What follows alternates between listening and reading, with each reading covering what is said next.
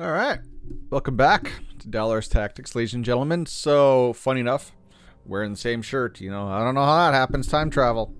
Anyways, in this video, if you're just starting to play the game, the dungeon you're probably going to be running the most, because you're going to be very, very, very gold starved in this game, is the Gorgos dungeon, which is one of the... I think it opens up very quickly for you. Now, there's two strategies to beating this bad boy, which is why you're here.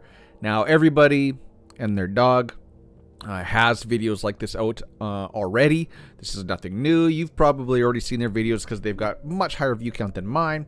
But if you are stumbling upon my channel and you like the way I portray my guides, this is my Gorgos, or the Burning Lands dungeon guide. So let's get in here and get right to it. Blah, blah, blah, blah, blah. Let's move me over here. Okay, so you see, I've completed all of them.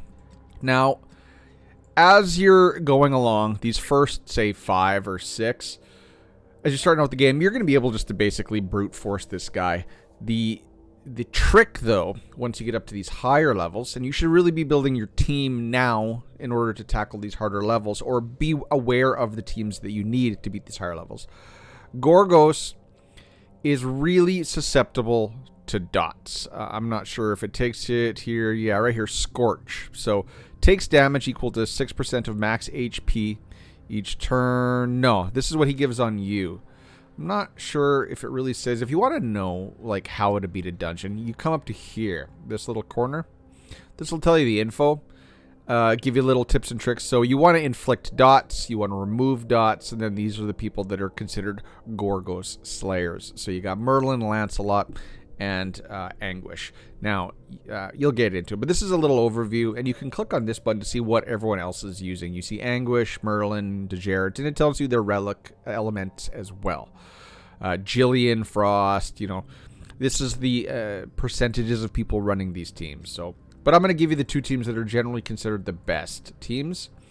Now, first off, I'll show you this team that you can use all the way through. This is the one that's generally considered the easiest team, but up till 8 it works just fine because you don't got to worry about speeds too much. But after 8, when you do 9 and 10, they really have to be finely speed tuned in order to make it work, and we'll discuss that. But let's just show you how this works. So we got Anguish. We got him in the leader slot because if you see, he's got a very specific leader ability for this dungeon. So activates in Burning Land and Arena, grants all allies attack speed plus 20. That's going to be really important because, like I said, speeds are going to be quite important. And you're going to make sure that obviously, Anguish and Merlin are in their frost elements, and I do believe all three of these come in their frost, so just develop these three. Isolde, you do need her to be in her C1. If you don't have her Chivalry 1, this is going to be a little bit more difficult. Chivalry 1 allows her to heal off of her S1. So let's just go into this fight, and we will show you what's up, and we'll show you how to do it and why it works. Okay, so first we're going to take it off of this so we can show you guys the speeds. You want to make sure you're targeting the body, but if you're going to run it on auto, you're going to run Isolde on only her S1. Merlin, you're going to prioritize his S2 over S1, and then Anguish, you want to do his S3 versus his S1. Anguish, we'll go show you the gear sets on these ones after, but I do believe my Isolde is going to be in a vigor accuracy set. Merlin is just in like an attack set. It's kind of weird. And then Anguish, I think he's also in a vigor accuracy set as well. And the reason why this works, we'll show you here. So you always want to do his S3. Whoop, wrong boss. Okay, so this one, his S2. Don't be like me. Always make sure you target the boss. His S2 grants this frozen remains. And we'll show you what that does here once we put it on. So you can see that there's the debuff right there.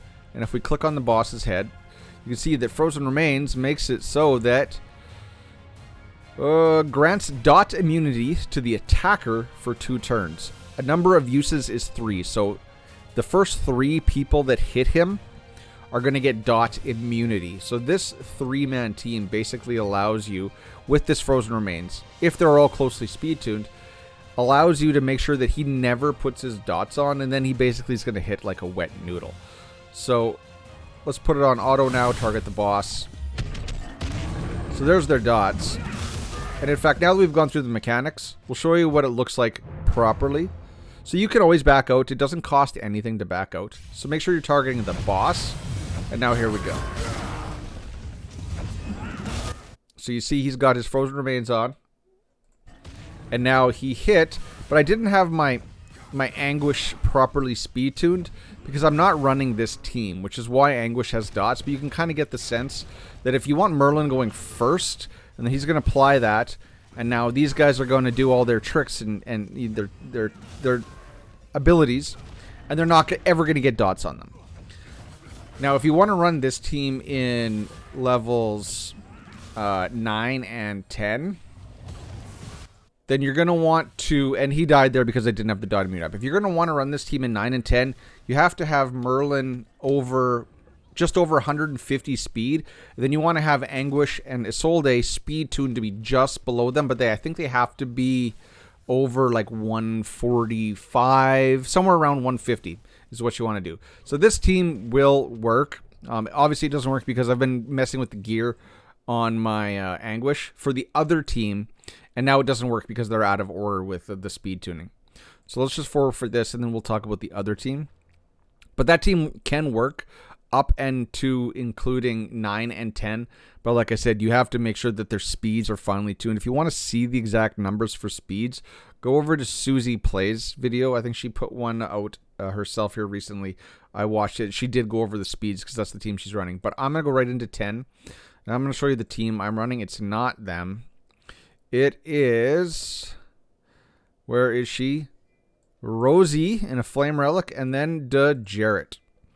And we'll get into why. But basically, Jarrett's going to strip the buffs. Now, this team isn't 100% for me because I do not have enough accuracy on my... I don't have enough accuracy on these two. I think my Anguish is only like... He's sub 50.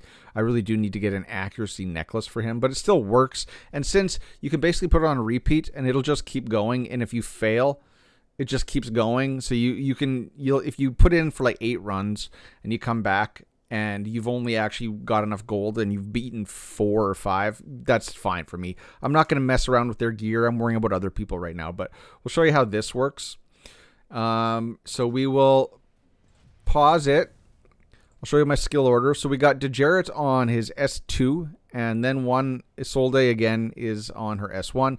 Rosier is in a Flame Relic. She has to be in her Flame Relic to get all the multi-hits.